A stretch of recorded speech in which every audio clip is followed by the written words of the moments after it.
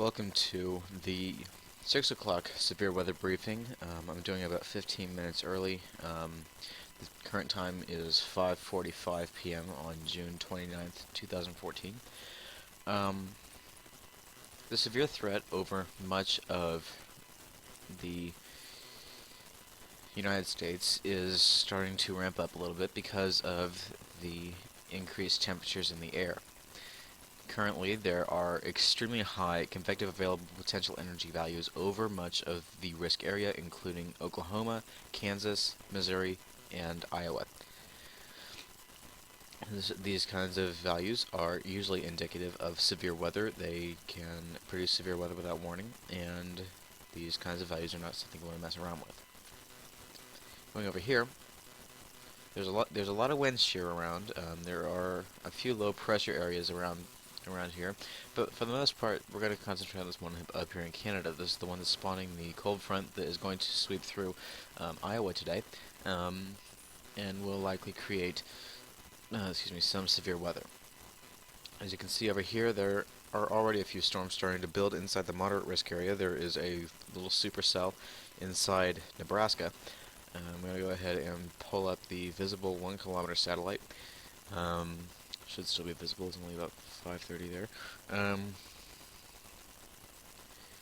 So yeah, there is a small cell developing right about there inside the moderate risk area. The moderate risk area has been redone and now is completely out of Kansas. It still includes northern Missouri, extreme eastern Nebraska, and southern Iowa. There are also a few cells starting to develop right here along the frontal boundary, which is just outside of Iowa. They are inside the slight risk area. Let's see here. 250 millibar winds.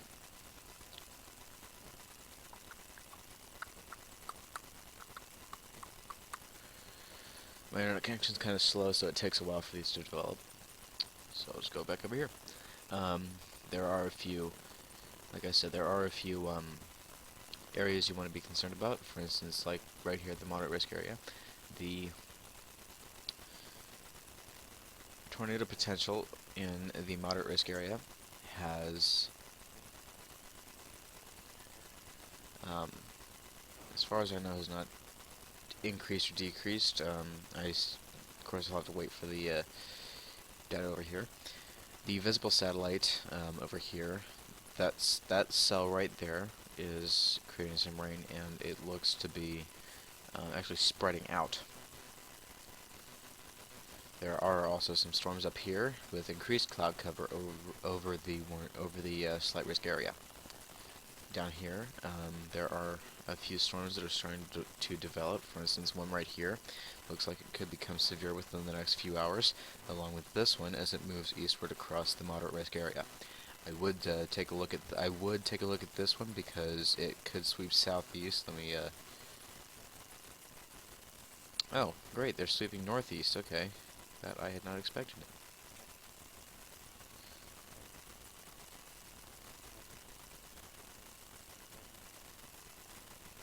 Alright, so the risk area has been expanded to, will probably be expanded northeast along and ahead of this storm system.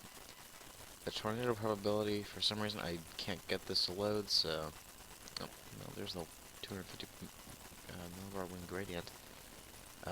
There are some pretty heavy winds up aloft, although I cannot rule anything out. Here we go. The original 10% risk area is still in place. It does include southern Iowa, northern Missouri, extreme southeastern Nebraska, and none of Kansas. Now, the 5% area includes the entire, is entirely self-contained within the slight risk area, along with the one up here. So, those are something you want to pay attention to. Looking at the hail probabilities, as soon as that decides to come up, there is the possibility of a significant hail event within the hatched area. The 45% area indicates that there will be severe hail events within 25 miles of a point, along with the 30% area as well. That one includes parts of Kansas, Nebraska, Iowa, and Missouri, along with a little bit of Wisconsin. The 45% area includes Iowa, Kansas, or not Kansas, Missouri, and Nebraska. The 15% area includes all of these slight risk area along with this little one up here, and the 5% just the regular thunderstorm area. Going over here, the 18,000 foot vorticity. Not very much, except in Upper Canada, or Lower Canada, but that could increase throughout the day.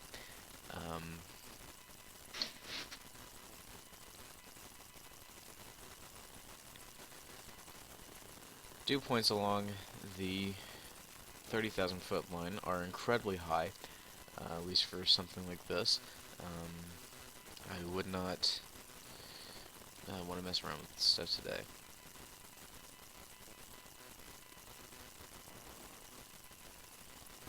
Here it is. The 1 kilometer helicity, as soon as it comes up. Wow. Okay. Yeah, while it's not much over here right now, it is expected to increase as the day goes on. So, to wrap things up, currently I do not see much, just a few small blips on the radar, although they are likely to increase as time goes on tonight. It is only about 6 p.m. where I am right now, and the moderate risk area is still in place, along with the original slight risk area from this morning. So that's it for me. I'll turn it over to the National Weather Service meteorologists, who will do everything that they need to do. And may I remind you again that I am not affiliated with the National Weather Service in any way, shape, or form.